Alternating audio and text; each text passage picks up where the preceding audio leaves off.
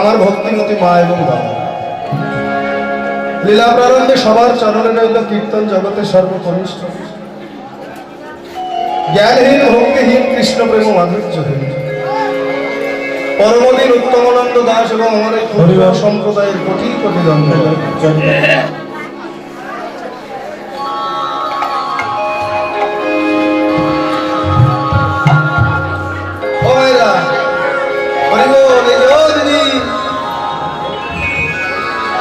গল্প শেষ হলো?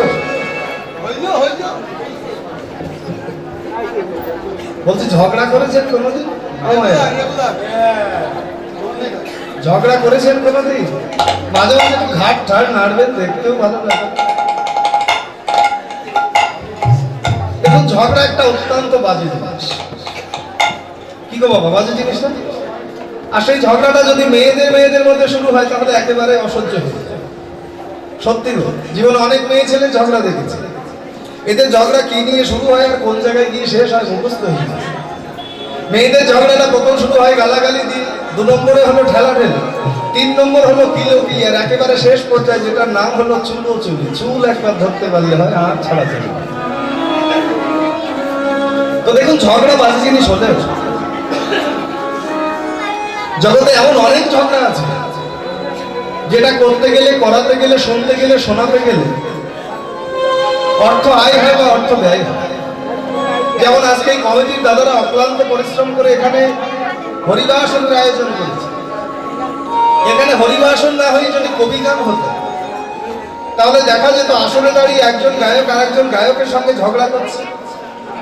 সেই ঝগড়া করে তারা অর্থ নিয়ে বাড়ি যেত, ঝগড়া শোনার জন্য ভক্তগণ অর্থ ব্যয় করে আসতো, আবার ঝগড়া করানোর জন্য কমিটির দাদারা অর্থ দিত। তাহলে ঝগড়া বাজে জিনিস হলেও জগতে এমন অনেক ঝগড়া আছে যে ঝগড়াটা করতে গেলে, করাতে গেলে, শুনতে গেলে, শোনাতে গেলে অর্থ আয় হয় বা অর্থ ব্যয় হয়। ঠিক তেমনি করে আমরাও আজকে একটা ঝগড়ার কথা শুনবো। তবে সেই ঝগড়াটার কথা যদি মন দিয়ে আমরা শুনতে পারি বাবা, অর্থটা কার কি লাভ হবে জানি না, তবে পরমার্থটা সবারই লাভ। ঝগড়াটা কার সঙ্গে কার? তাহলে যাকে আমরা বলি গৌরাঙ্গ প্রিয়া বা বিষ্ণুপ্রিয়া, ঝগড়াটা করছেন কার সঙ্গে? বলে তার একেবারে সব থেকে ছোটবেলার বান্ধবী, নাম হলো তার কাঞ্চনা।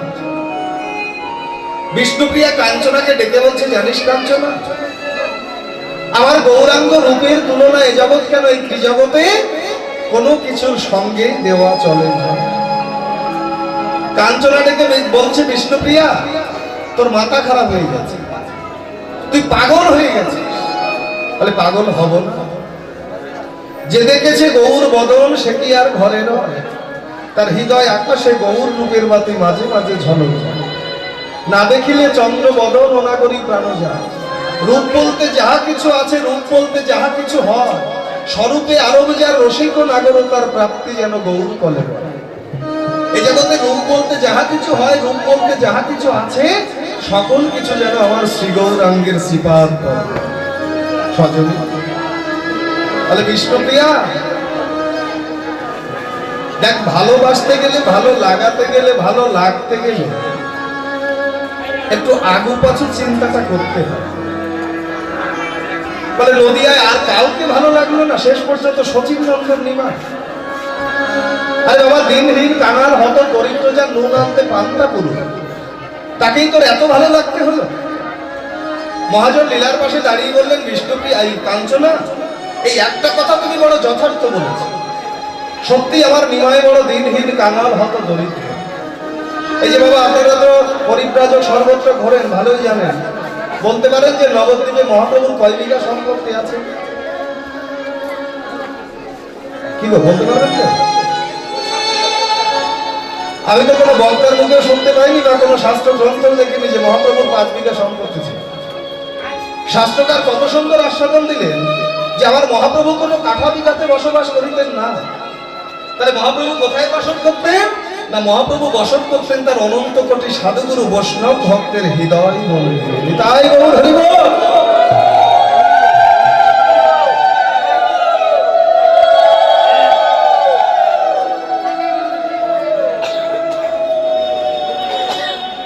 কাঞ্চনা ডেকে বলছে, হ্যাঁ ও বিষ্ণুপ্রিয়া, দেখ তুলনা যায় কি না যায় সেটা পরের কথা। তো আগে একটু শুনতে চাচ্ছি রূপটা কি করে দেখলি। বলে কেন? সাজের বেলা গিয়েছিলাম গঙ্গার ঘাটে। আসতে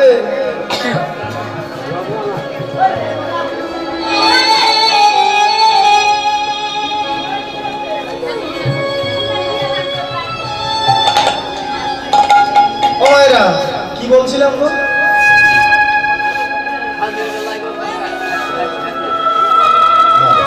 মানে আমার আবার একটু ভুলে যাওয়া সময় আছে তো, আগে স্বীকার করে নিলাম, ওটা মনে তো দিতে পারলাম। আর দেখুন এই এখন আমরা যে পালাটা শুনছি এটা কিন্তু সারাদিনের মতো না।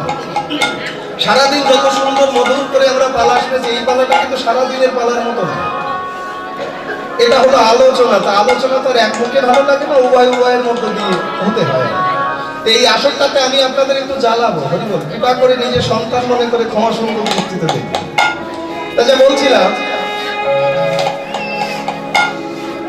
রূপটা কি করে দেখলি সেটা বল। কেন? সাজের বেলা গিয়েছিলাম গঙ্গার ঘাটে জল আনতে। বলে দেখ, ঘাটে গেলে ভাগ্যে ঘটে, ঘাটে না গেলে কারো ভাগ্যে ঘটে। কি এমন ঘটলো যেটা তুই ঘটা করে বললেন? বলে সজনী কি ঘটলো জানিস? সাজের বেলা বেলি অবসান কালে ওই সুরধনী গঙ্গার ঘাটে জল আনতে গিয়ে আমি কি দেখলাম? একটি সোনার কমল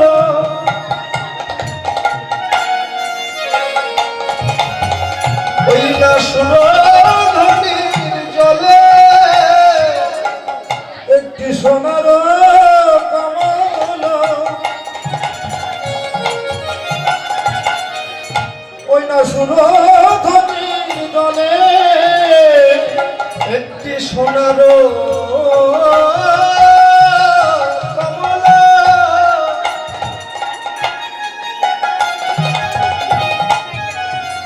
ওই না সুরধনীর জলে, একটি সোনার কমল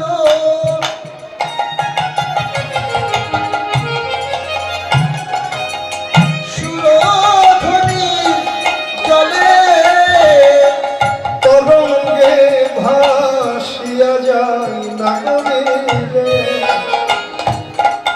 তরঙ্গে ভাসিয়া যায় একটি সোনার কমল ওই না সুরধনীর জলে, তরঙ্গে ভাসিয়া যায় রে, তরঙ্গে ভাসিয়া যায়। কমল একবার ডোবে আবার একবার ভাসে, কমল একবার ডোবে একবার ভাসে। আমি এই এখনই দেখে এলাম, কমল একবার ডোবে একবার ভাসে। আমি এই এখনই দেখে কমল একবার ডোবে একবার ভাসে। বিষ্ণুপ্রিয়ার কথা শুনে কাঞ্চনা ডেকে বলছে, আরে ও বিষ্ণুপ্রিয়া থাম থাম, কি বললি? কমল, তাও আবার সোনা? ও মায়েরা, কমল মানে হলো পদ্ম ফুল। বাবা, সোনার পদ্ম দেখেছেন কোনোদিন? সোনার পদ্ম দেখেছেন কোনোদিন? পদ্ম আমরা কম বেশি সবাই দেখেছি, কিন্তু সোনার পদ্ম দেখার মতো সৌভাগ্য হয়।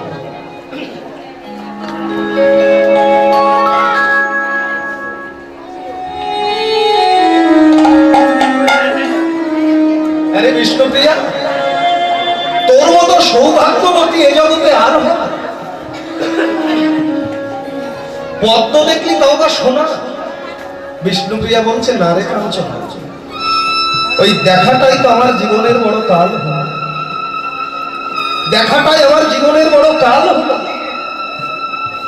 বলে কেন? আরে ও কাল ও বিষ্ণুপ্রিয়া, তা সোনার পদ্মটা তুই দেখলি, তা দেখে তুই পদ্মটাকে রেখে এই জায়গাটাই না তুই বড় বোকামির পরিচয় দিস। কি গো মায়েরা, আমরা যদি কেউ রাস্তা দিয়ে চলতে গিয়ে একটা অলংকারের ভাঙা টুকরো দেখতে পাই, সেটাই ফেলে আসবে, এতটা বোকা আমরা কেউ নই। আর একটা গোটা সোনার পদ্ম, মানে সেই পদ্মটাকে ধরে আনলি না কেন? বিষ্ণুপ্রিয়া বলছে, কাঞ্চনা আমি কেন রে সখী? যেই ওই পদ্মটাকে দেখবে তারই অন্তরে বাসনা হবে ওই পদ্মটাকে হৃদয় কুঞ্জে রাখবে। আমারও বাসনা হয়েছিল, কিন্তু পদ্মটাকে ধরবো কি করে? ওই পদ্মটাকে ধরতে গেলে তো পদ্মের কাছে যেতে হবে, কিন্তু আমি যে সাঁতার জানি না রে সখী, আমি তো সাঁতার জানি না। সাঁতার না জানলে পদ্মের কাছে যাব কি করে, আর ওই পদ্মটাকে ধরবই বাকি। মহাজন লীলার পাশে দাঁড়িয়ে বললেন, বিষ্ণুপ্রিয়া, এই জগতে এমন অনেকেই আছে যারা সাঁতার দিতে জানে না, তবুও তারা সাঁতার দেয়। কি করে? বলে কিছু একটা অবলম্বন। তোমার কাছে তো একটা কলসি আছে, যদি পারো ওই কলসিটাকে বুকে ধরে ঝাড় দাও গঙ্গার জল দিয়ে, সাঁতার দিতে দিতে পদ্মের কাছে যাও, তবেই তো পদ্মটাকে ধরবে। সজনী, পদ্মটাকে ধরবার লালসা নিয়ে কলসিটাকে বুকে নিয়ে ঝাঁপ দিলাম গঙ্গার জলে, আর ঝাঁপ দিয়ে সাঁতার দিতে দিতে দিতে দিতে পদ্মের কাছে গিয়ে যখনই এক হাত বাড়ালাম, একটা হাত বাড়ালাম পদ্মটাকে ধরবো বলে, আর তখনই দুর্ঘটনাটা ঘটলো। তখনই দুর্ঘটনাটা ঘটলো। সেটা কি না, আমার অঙ্গের পরশ পেয়ে ওই পদ্মটা ধরা তো দূরের কথা, আমার থেকে আরো অনেক দূরে সরে গেল। মহাজন লীলার পাশে দাঁড়িয়ে বললেন, বিষ্ণুপ্রিয়া, এবারে তো তুমি মস্ত বড় ভুল করলে। তুমি যে পদ্মটাকে ধরবে বলে এক হাত বাড়িয়েছো, তুমি জানো না এই পদ্মকে ধরতে গেলে জগতে এক হাত বাড়ালে ধরা যায় না। তুমি তো একটা হাত দিয়ে কলসিটাকে ধরে আছো, যদি পারো ওই কলসিটাকে ভাসিয়ে দাও জন্ম জন্মান্তর। জন্ম জন্মান্তরের মতো কলসিটাকে ভাসিয়ে দাও গঙ্গার জলে, আর ভাসিয়ে যদি একবার ওই পদ্মের দিকে দুটি হাত বাড়াতে পারো। বাবা, এই কলসিটা কি? মহাজন বললেন, এই কলসিটার নাম হলো কুলরূপী কলসি।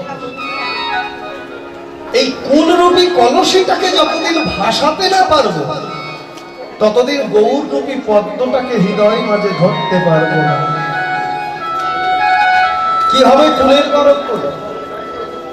মহাজন প্রেমানন্দ ঠাকুর বললেন না যে মন গাছ কি বরণ কুলে, যে কুলেই জন্ম হোক না কেন শুধু তা ভক্তি বলে। বাবা, ভক্তি ছাড়া কখনো আমার ভগবানকে পাওয়া যায়।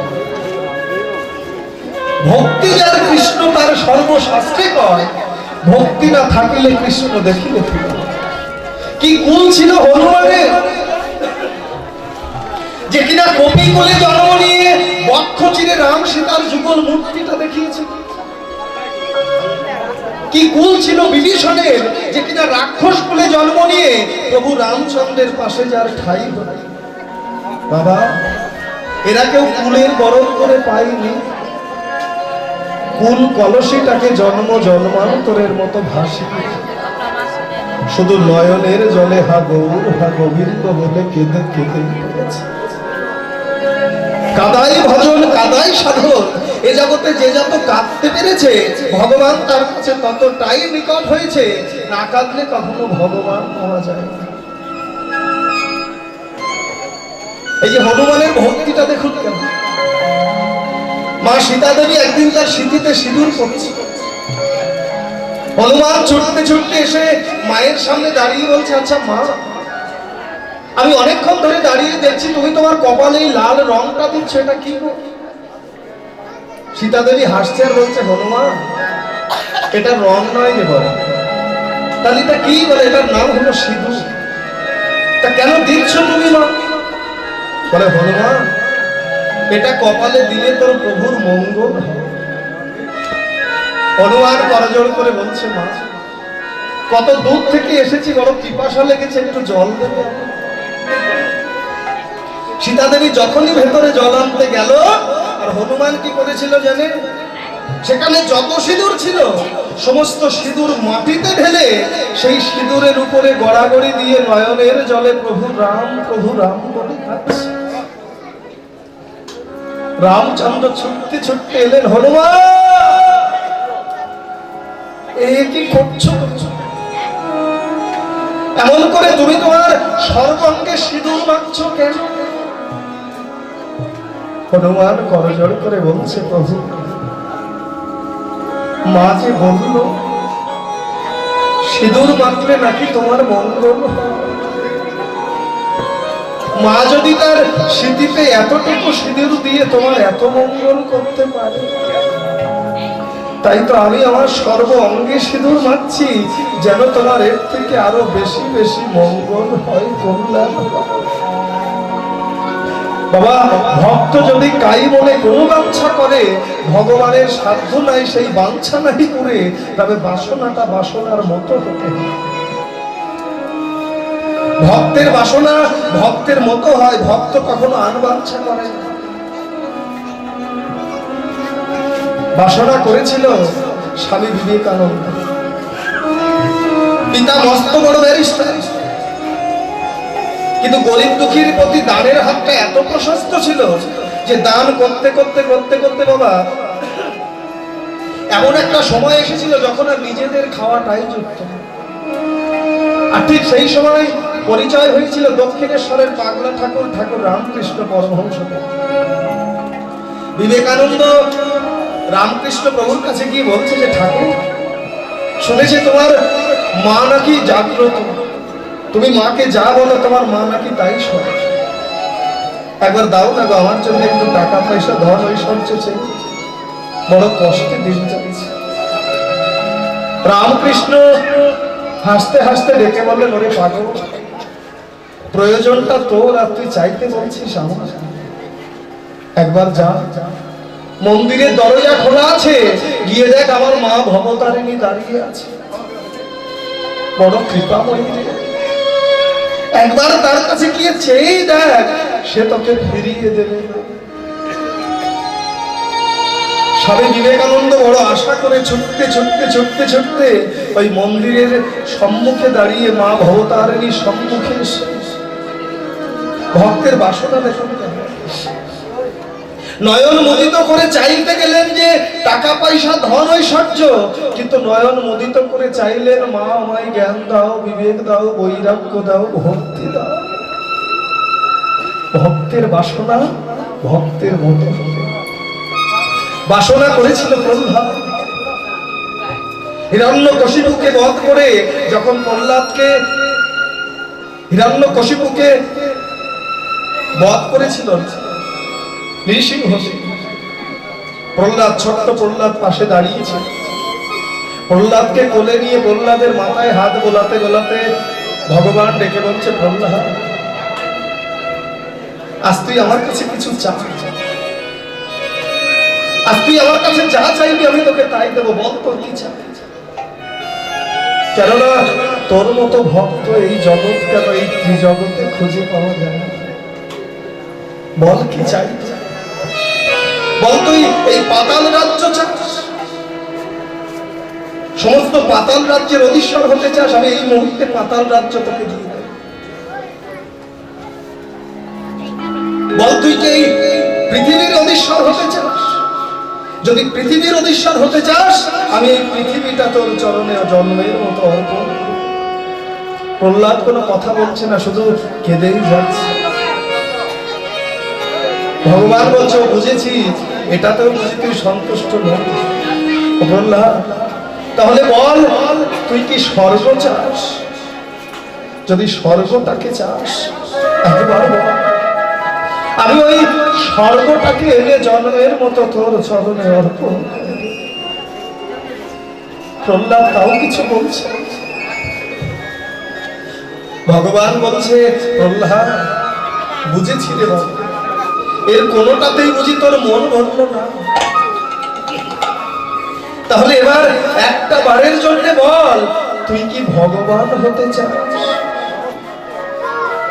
যদি ভগবান হতে চাস আমি কথা দিলাম, আমার ভগবানত্বটাকে জন্মের মতো তোর চরণে অর্পণ করে দে। বল কি চাই? প্রহ্লাদ আর স্থির থাকতে পারলেন না।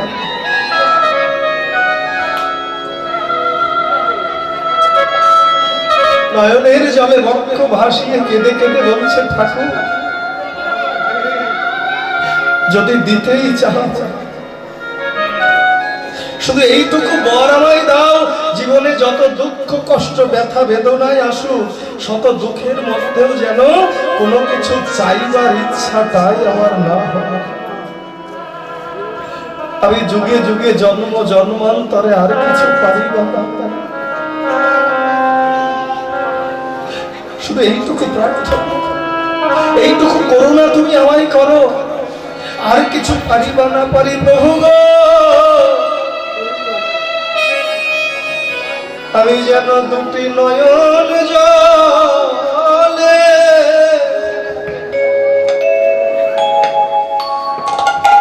তোমায় ডাকিতে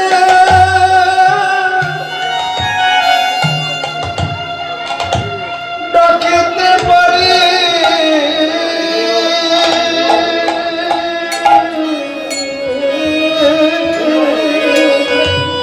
ও প্রভু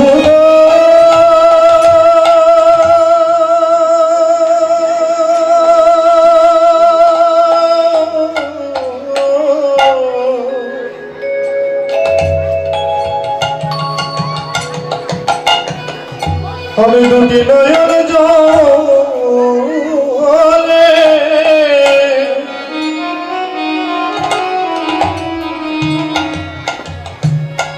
গৌর বলে কাঁদিতে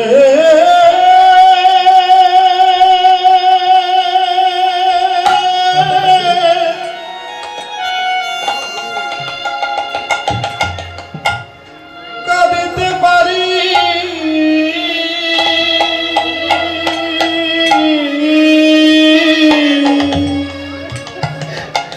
আমি সুখে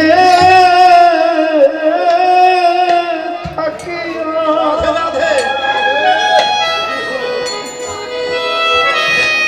আর দুঃখে থাকি, আমি যেন নয়ন জলে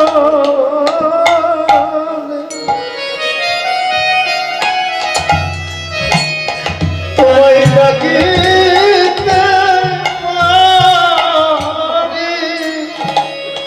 প্রভু আমি সুখে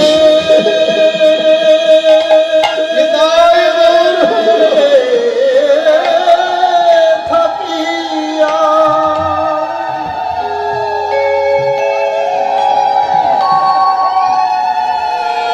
আমি দুঃখে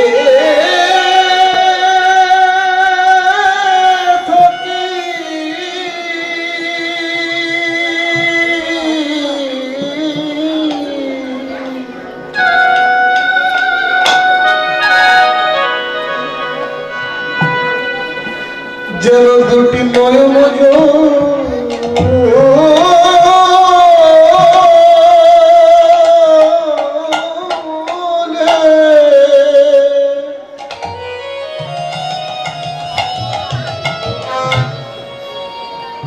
তোমায় ডাকিতে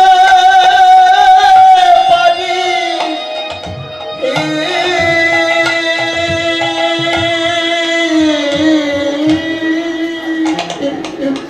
আমি ভক্ত চরণ ধরি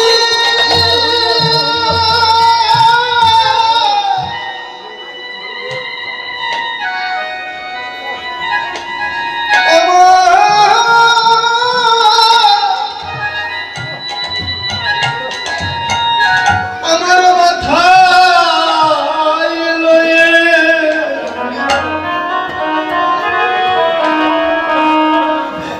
আমি যেন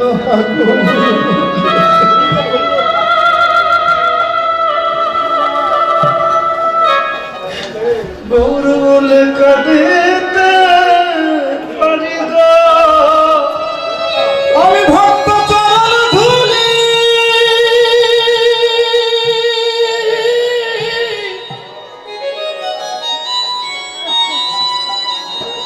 আমার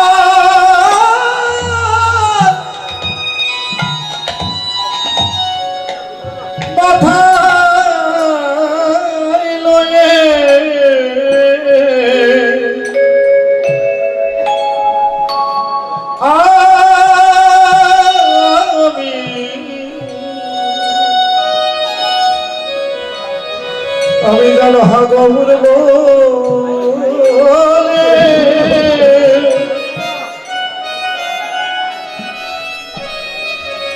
কাঁদিতে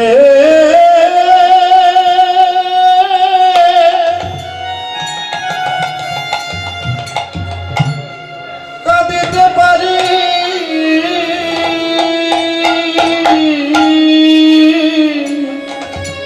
হাগর তোমার গৌর তোমার হলাম বলে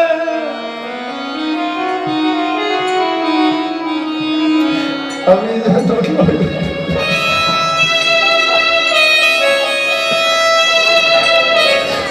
তোমায় ডাকিতে পারি হাগো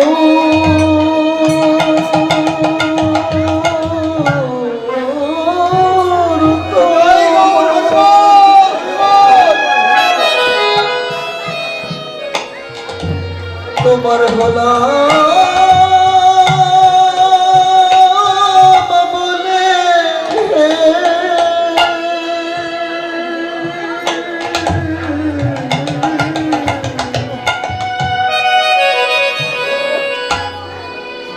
যেন দুটি নয়ন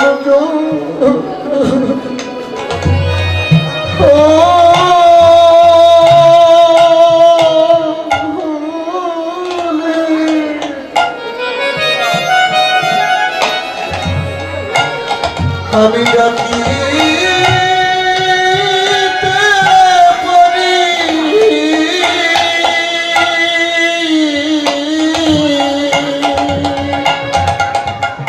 আমি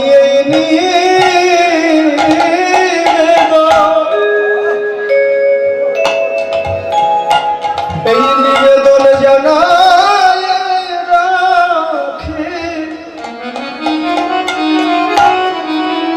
যেন হাগো বলে আমি কাঁদিতে পারি আমি এই নিবেদন জানাই রাখি আমি যেন হাগো বলে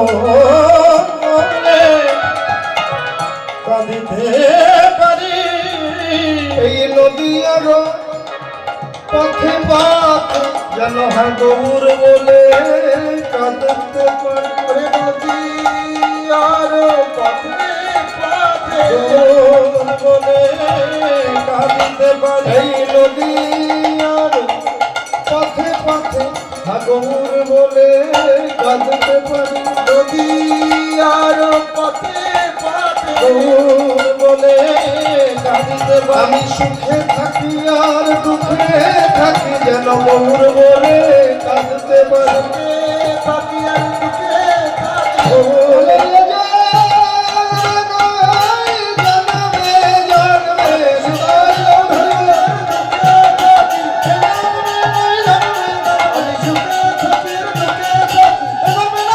জনমে জন্মে আমি গৌর বলে কাঁদিতে পারি অপারেটর ভাই কই ভক্ত কখনো আনুবাঞ্ছা করে না অপারেটর ভাই ভক্তের বাসনাটা ভক্তের মতো হতে বলে সজনী আমি যখন ওই কলসিটাকে ভাসিয়ে দিলাম ওই কলসিটাকে ভাসিয়ে দিয়ে ওই পদ্মের দিকে দুটি হাত বাড়ালাম তখন কি হলো জানিস ওই পদ্মের কাছে আর আমার যেতে হলো না পদ্ম নিজের থেকে এসে আমার হৃদয়ের মাঝে ধরা দিল আর যখনই ধরা দিল আমি তখন দেখলাম সত্যি এতক্ষণ যা ভেবেছিলাম তা নয় তাহলে কি দেখলাম সোনার কমল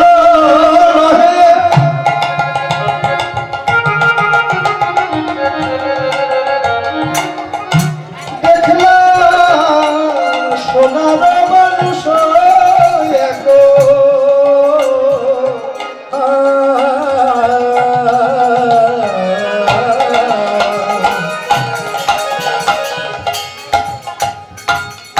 সোনার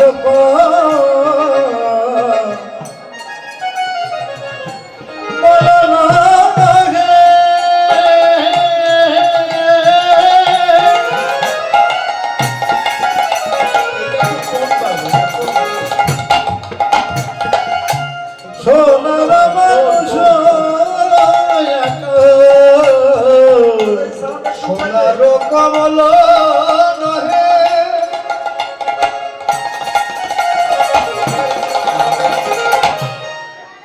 দেখলাম সোনার মানুষ আমার বদন চেয়ে মৃদু মৃদু হাস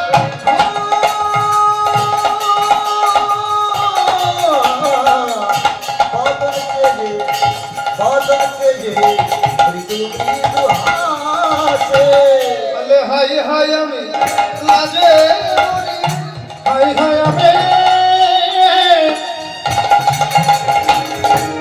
লাজে মরি, কমল ধরতে নারী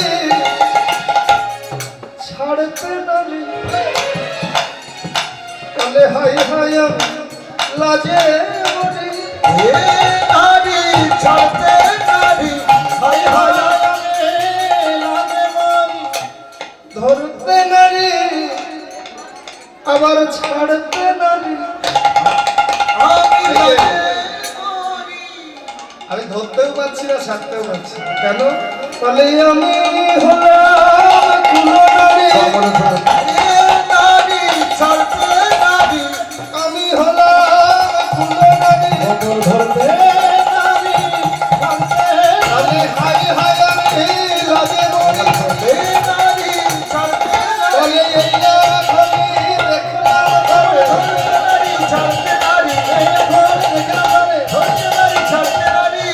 হাই হাই আমি লাজে মরি রে।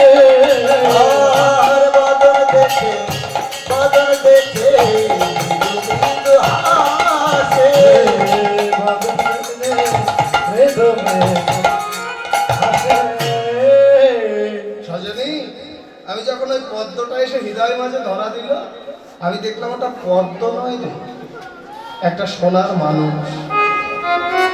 আচ্ছা, পদ্মের সঙ্গে গৌরের তুলনাটা কি করে হবে?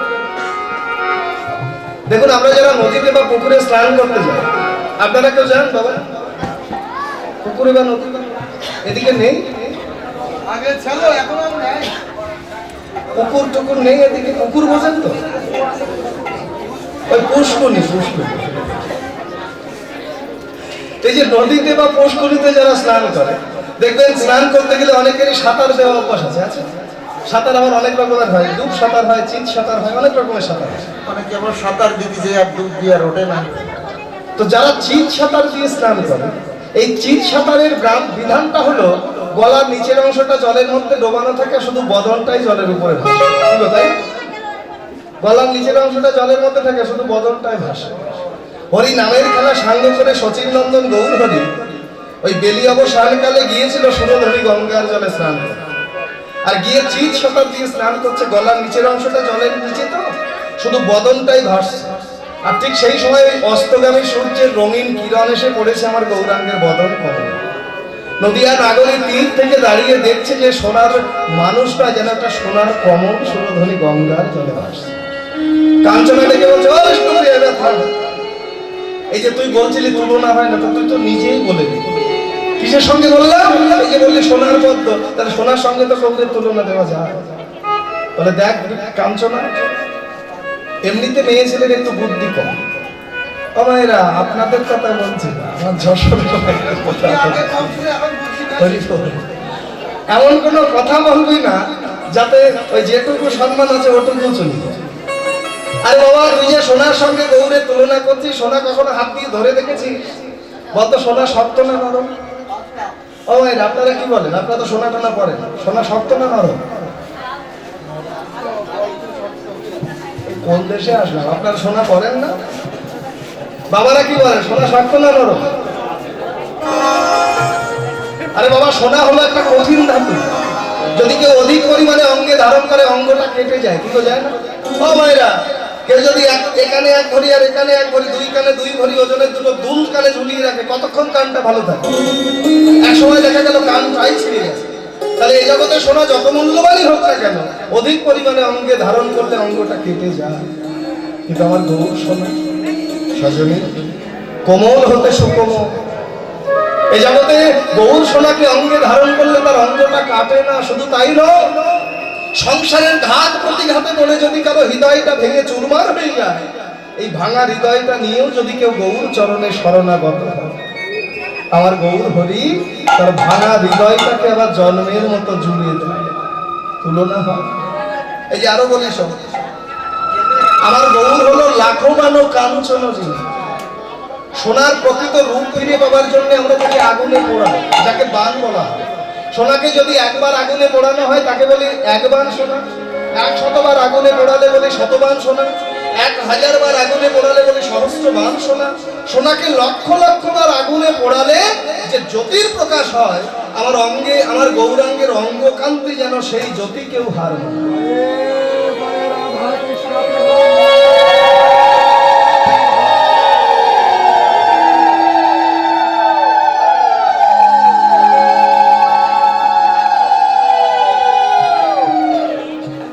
হরি বল, আমার কথা বুঝতে পারছেন?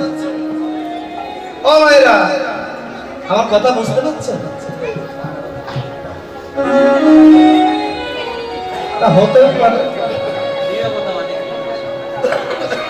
এই যে কি বলছিলাম, আর একদল আসার সময় হয়ে গেছে, তাই তো? ও, কি বলছিলাম ভাই? এই যে দেখেছেন, আমিও তো ভুলে গেছি, আবার শুরুর থেকে শুরু করেছিলাম। সোনার সঙ্গে তুলনা হয় কখন? আমার গৌর হলো লাখো মানো কাঞ্চন জিনিস, তুলনা হয় না। শুধু তাই না, আরো একটা কথা বলি শোনো। বর্তমানে সোনার ভরি কত? কমায়রা 280 টাকা কেজি। 65 টাকা? 65,000? বাপরে বাপ। মন এক মনের দাম। তোর বাড়ি সোনার গোডাও অত ছাড়া, মানে আমাদের ও দোকানে যাওয়া হয় না তো, দামটাও ভালো জানো। তার 65 বললেন না 75? 65,000 টাকা যদি 1 ভরি সোনার দাম হয়, কেউ যদি 2 ভরি ওজনের একটা সোনার হার গলায় দিয়ে অন্ধকারে হাঁটে, হয় তার গলাটাই যাবে না হয় হাতটাই যাবে। তাহলে এই জগতে সোনাকে ভালোবাসলে তার মরণের ভয় থাকে। এটা আমার গৌর সোনা। একবার যদি কেউ ভালোবেসে হৃদয়ে ধরে, তাহলে তার মরণের ভয় ভয় থাকে না রে।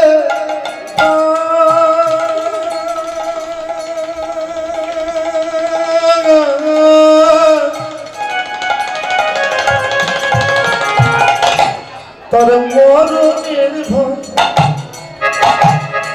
থাকে না রে। আমার গৌর সোনা একবার হৃদয়ে ধরে, তার মরণের ভয় থাকে না রে। আমার গৌর সোনা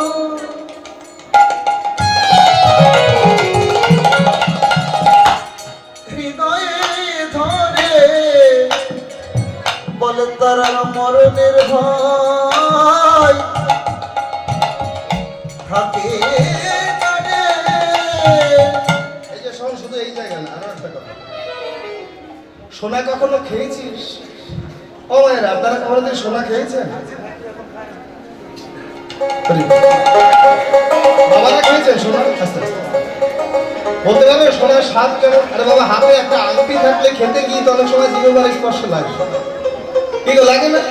আচ্ছা বলুন তো, সোনার স্বাদ কেমন? টক, ঝাল, মিষ্টি, নোনতা, তেতো, কিন্তু আছে কোনো স্বাদ? এ জগতে সোনা শুধু রূপ আছে, তার মধ্যে রস নেই, তাই কোনো স্বাদ নেই। তাহলে এ জগতে সোনার রূপ আছে, রস নেই, কিন্তু আমার গৌর সোনা শুধু রূপ তো নয়, শুধু রূপ তো নয়, শুধু রূপ তো নয়, শুধু রূপ তো নয় রে। এই রূপে রসে মাখামাখি রূপ তো নয়, ওই রূপে রসে মাখামাখি রূপ তো নয়, ওই রূপে রসে মাখামাখি রূপ তো নয়। রূপে রসে মাখামাখি তলে যে দেখেছে সেই তলে মাখামাখি, সেই তো সাজে রূপে রসে মাখামাখি, সাজে রূপে রসে মাখামাখি, সেই তো সাজে রূপে রসে মাখামাখি। রূপ তো নয় রে, রূপ তো নয় রে। ভক্তি যার কৃষ্ণ তার সর্বশাস্ত্রে কয়, ভক্তি না থাকিলে কৃষ্ণ দেখতে দিবা। এই যে এত সুন্দর আস্বাদনটা বাবা, সবার দ্বারাই দেখা সম্ভব? মানব জীবনের একমাত্র উদ্দেশ্য হলো কৃষ্ণ প্রেম ভক্তি অর্জন। শুধু পরের সর্বনাশ করা এটা আমাদের ধর্ম নয়। কোটি কোটি জন্মের সাধন বলে মানব জন্ম করছে। মানুষের ধর্মটা হলো মনুষ্যত্ব বজায় রেখে ঈশ্বরের চরণ সান্নিধ্য লাভ করা, কিন্তু করতে পেরেছি কজন? শুধু পরের সর্বনাশ করবো এই চিন্তা করতে করতেই তো আমাদের জন্ম শেষ। সে কেমন হয়েছে জানেন? এক জেলে নদীতে গেছে মাছ ধরতে, হরিবল আসতে এই যে আস্তে আস্তে, ও ঠাকুমা কিসের গল্প এত? এইদিকে ডেকে দেন তো, ওইদিকে ফিরে কিসের গল্প?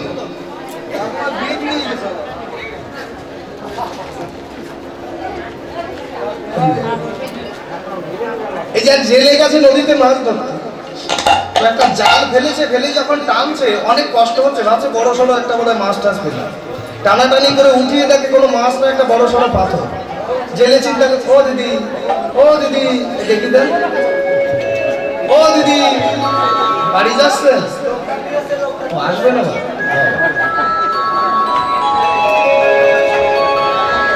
এটা স্বভাব।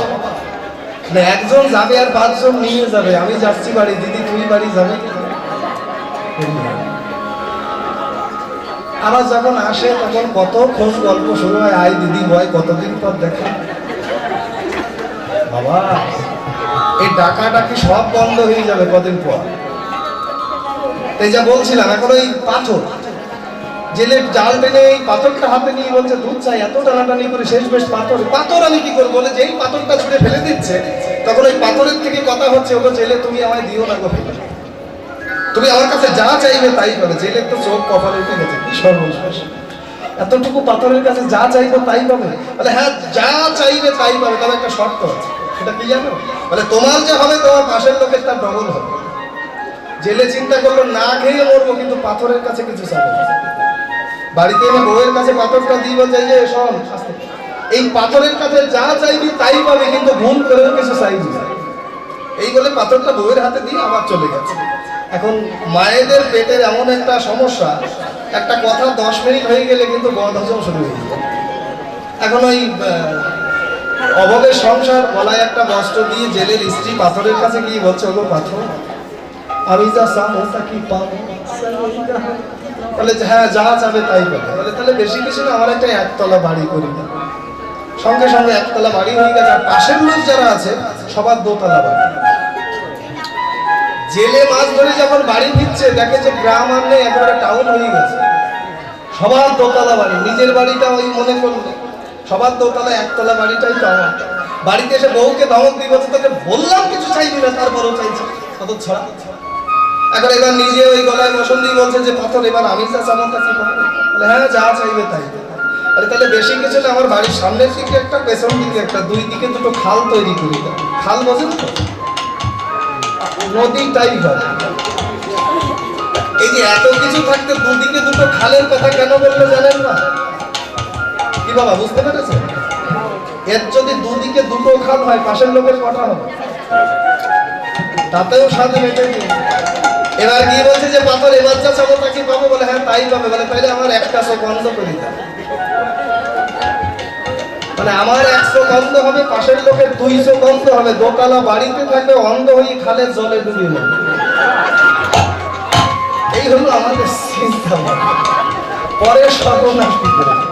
কিন্তু এটা আমাদের ধর্ম নয়। আমাদের ধর্ম সময় থাকতে ভক্ত বৈষ্ণবের চরণ ধুলি অঙ্গে মেখে একটু ভক্তি অর্জন। এই যে দেখুন ভক্তি স্বরূপ বলতে গেলেই বলতে হয় পঞ্চ পাণ্ডব। একদিন মা কুন্তী দেবী তার পঞ্চ পাণ্ডবকে একত্রিত করে খেতে দিতেছে। সবার শুরুতে বসেছে ভীম। কুন্তী দেবী যখনই ভীমকে খেতে দিতে গেল, ভীম মায়ের হাতটাকে চেপে ধরে বলছে, মা আজকে খেতে বসে তোমার সঙ্গে মিথ্যা বলি, ছোট কাল থেকে আজ অবধি তোমার হাতে খেয়ে আমার কোনোদিন পেট ভরবে, তাই আজকে বাসনা করেছি তুমি যা রান্না করেছো আগে আমাকে দেবে, আমি খাওয়ার পরে যদি কিছু অবশিষ্ট থাকে সেগুলোই তুমি আমার আর 4 ভাই। কুন্তী দেবী ডেকে বলছে, ছি ছি ছি ভীম, এমন কথা বলতে পারলি? আরে ভীম, আমি হলাম তোদের মা, আর তুই ভাবলি কি করে যে আমি তোদের মা হয়ে আমার একটা সন্তানকে খেতে দেবো আর চারজনকে অভুক্ত রাখবো? ভীমরে, সারাটা জীবন শুধু শুধুই খেতেই শিখলি, খাওয়া ছাড়া আর কিছু শিখতে পারলি না। সঙ্গে সঙ্গে ভীম থালায় হাতটা ধুয়ে উঠে যাচ্ছে। কুন্তী দেবী ডেকে বলছে, কিরে ভীম উঠছিস যে? বলে, মা আজ আর খাবো না। তুমি আমায় বললে না যে আমি সারা জীবন শুধু খেতেই শিখেছি? আজকে তোমার সামনে দাঁড়িয়ে কথা দিচ্ছি, বলো তুমি কি চাও? তুমি আমার কাছে যা চাইবে আমি তোমায় তাই দেবো, বলো কি চাইতে চাই? কুন্তী দেবী মনে মনে হাসছে আর বলছে, ভীমরে, গায়ে অনেক শক্তি তো, তাই বড় অহংকার হয়ে গেছে। আরে ভীম, আমি যদি চাই তুই কখনো এনে দিতে পারবি না। বলে, কি হলো মা, দাঁড়িয়ে আছো? বলে, বলো কি চাই তো? বলে, ভীম, দিতে পারবি না বলিস না রে বাবা। বলে, মা, আমি তোমার সামনে দাঁড়িয়ে প্রতিজ্ঞা করলাম, যদি না এনে দিতে পারি তাহলে এই বদন আর কখনো তোমায় দেখাবো না। বলো কি চাই? এই কথাটা শুনে কুন্তী দেবী আর থাকতে পারলেন না। সঙ্গে সঙ্গে ভীমের সামনে দাঁড়িয়ে বললেন, ভীম, যদি দিতেই চাস টাকা পয়সা ধন ঐশ্বর্য চাই, যদি পারিস এই মুহূর্তে তুই আমাকে কৃষ্ণ এনে দেখা। বাবা, এত কিছু থাকতে কৃষ্ণের কথাটা কেন বললেন? কারণ এই ঘটনার কথা শুধু মা কুন্তী জানে, আর কেউ জানে না। কিছুক্ষণ আগে কৃষ্ণ কুন্তীর কাছে এসে বলছে, পিসিমা, অনেক দিন হয়ে গেল, রাজ্যে অনেক কাজ পড়ে আছে, এবার আমি যাই। কুন্তী দেবী ডেকে বলেছিল, কৃষ্ণ বাবা, তোমার ভাষাই প্রকাশ পাচ্ছে, তুমি গেলে তো আর আসবে না। বলে, পিসিমা, তুমি কি করে বুঝবে? বলে, কৃষ্ণ, তোমাকে আর কেউ না ছিল, আমি তো চিনি।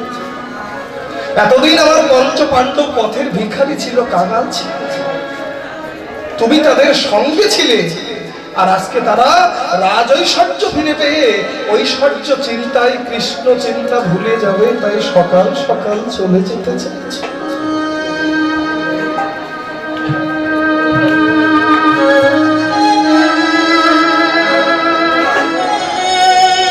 তাই সকাল সকাল চলে যেতে চাইছো?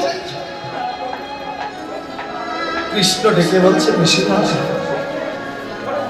তুমি আমাকে চিনলে না?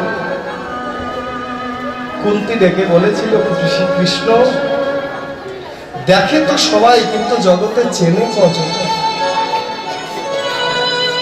দেখেছিল পিতা নন্দ, সে কি তোমায় চিনতে পেরেছে? সে যদি তোমায় চিনত তাহলে কি কখনো ডেকে বলতো, বাবা গোপাল, আমার জুতা দুখানা একটু এনে দিবি রে বাবা? দেখেছিল মাতা যশোমতী, সে যদি তোমায় চিনতে পারত তাহলে কি কখনো ওই গরু বাঁধা দড়ি দিয়ে তোমার কোমল অঙ্গে এমন নিষ্ঠুর পাষাণের মতো করে বাঁধতে পারত? দেখে তো সবাই, কিন্তু জগতে চেনে কজন? কৃষ্ণ ডেকে বলছে, পিসিমা, তুমি আমায় চিনলে, আমি কথা দিলাম আমি আবার আসবো, এবার আমায় বিদায়। এই যে কুন্তীর কাছ দিয়ে বিদায় নিয়ে চলে গেল, এখনো হয়তো পথেই আছে, দ্বারকায় পৌঁছে। এই কথাটা শুধু জানে মা কুন্তী, আর কেউ জানে না। তাই তো কুন্তী সাত পাশ না ভেবে ভীমকে ডেকে বললেন, ভীম, তুই যদি পারিস এই মুহূর্তে আমাকে কৃষ্ণ এনে দেখা। ভীম হাসতে হাসতে মায়ের কাছে গিয়ে বলছে, মা, ভেবেছিলাম তুমি এমন একটা কাজের কথা আমায় বললে,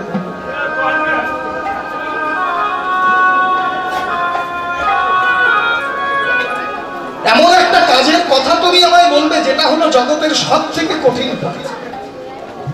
কিন্তু মানব, আজ বেছে বেছে এমন একটা কাজের দায়িত্ব আমায় দিলে যেটা হলো জগতের সব থেকে সহজ কাজ।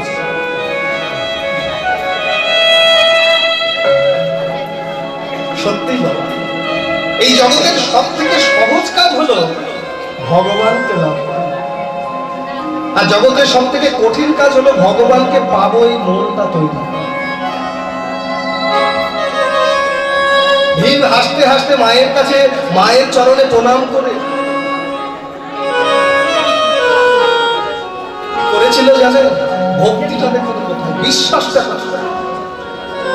ভীমের হাতে যে 80 মণ ওজনের গদা, সেই গদাটাকে ঘোরাতে ঘোরাতে ঘোরাতে ঘোরাতে ঘোরাতে ঘোরাতে আকাশ পথে ছুড়ে দিয়ে সেই গদার নিচে নিজের মাথাটাকে পেতে দিয়ে নয়নের জলে হা কৃষ্ণ বলে কাঁদছে।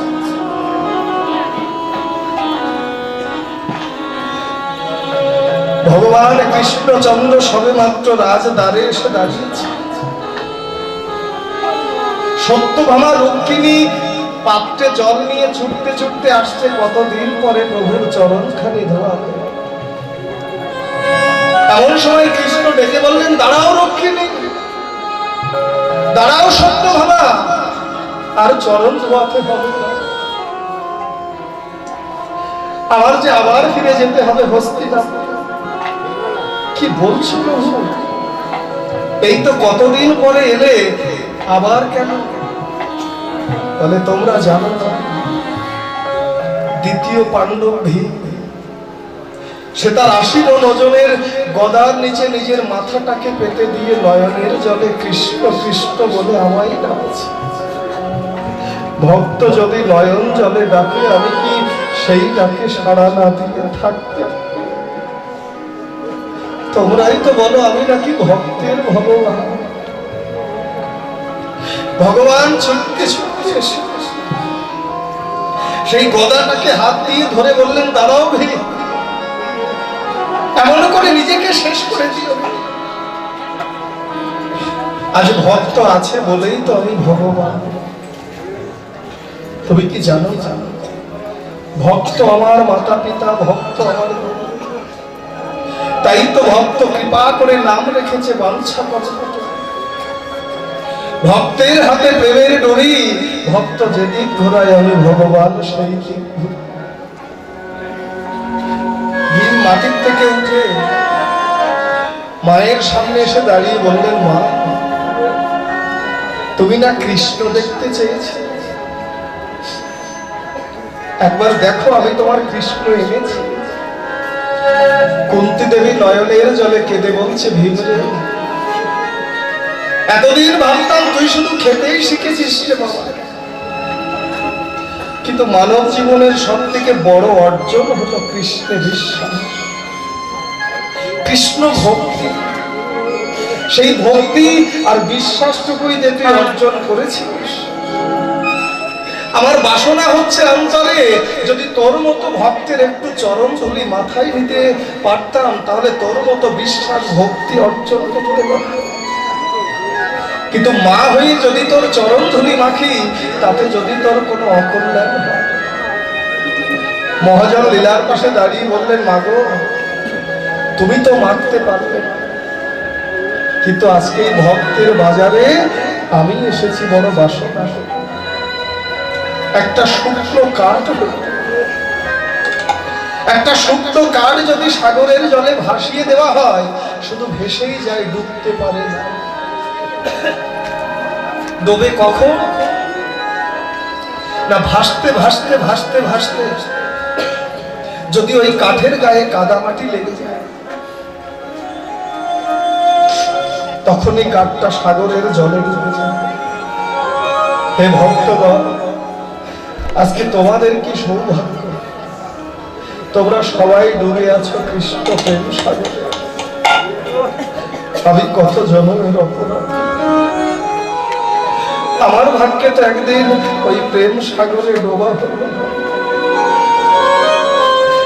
তাই আজ এসেছি তোমাদের মাঝে, তোমাদের ওই চরণ ধুলি রূপ একটু মাটি যদি এই অভাগার অঙ্গে দান করো, ওই চরণ ধুলিটাকে সম্মান করে আর কিছু পারি না।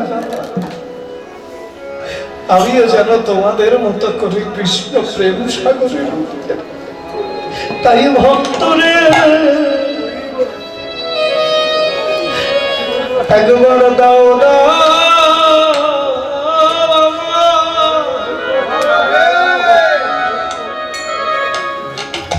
তোমাদের চরণ ধুলি,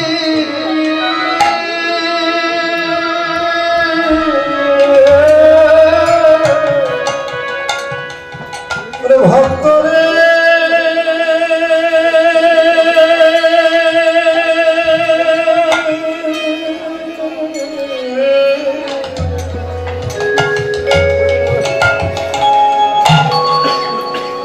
একবার দাও দাওয়া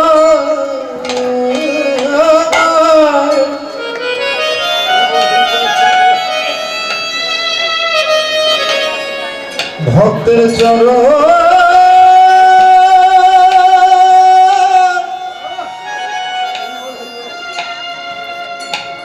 চরণ ধুলি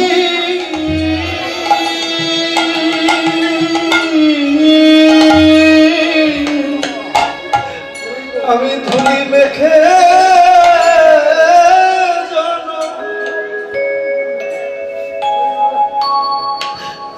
জন ধন্য করি।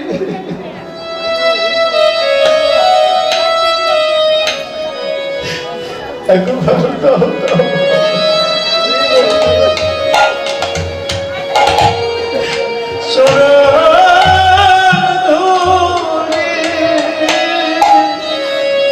ওরে আমি ধুলি মেখে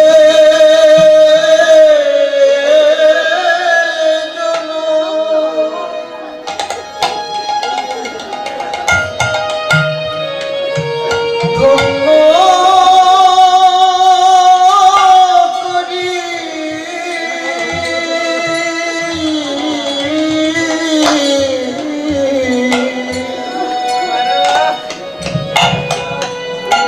একবার দাও দাও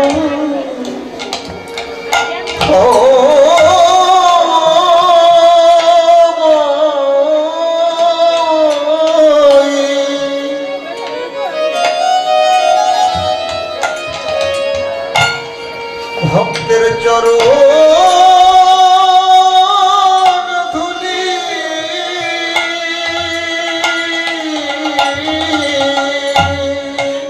একদিন কৃষ্ণ বলে নয়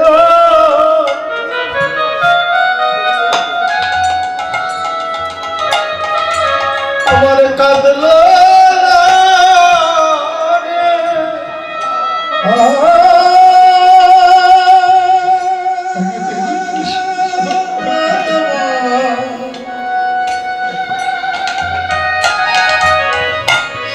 কৃষ্ণ বলে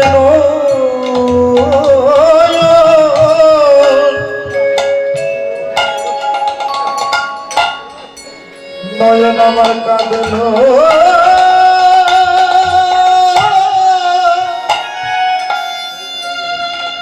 কাঁদল না রে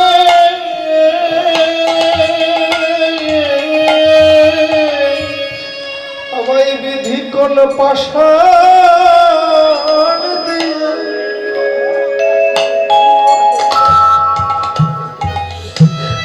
আমায় গড়েছে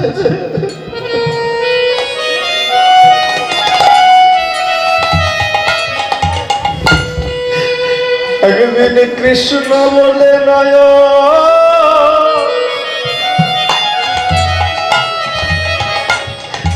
আমার কাঁদল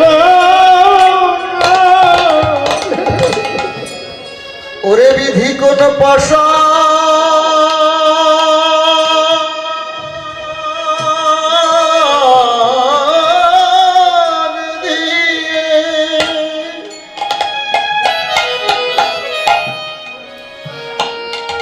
আমায় গড়ে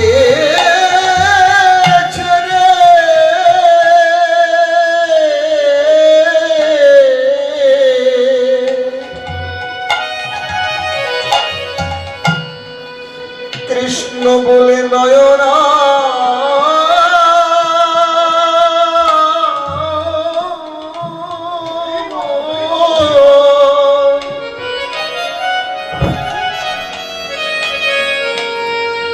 নয়ন আমার কাঁদল না রে।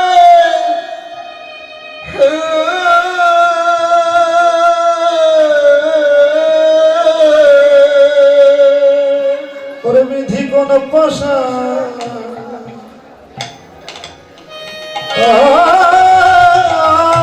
দিয়ে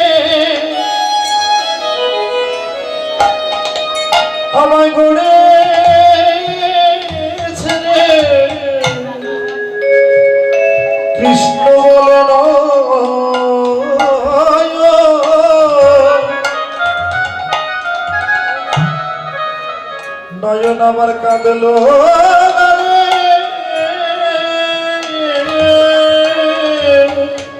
কৃষ্ণ নামে কত পাষাণ, পাষাণে গলে গেল আমার মন পাষাণ একদিন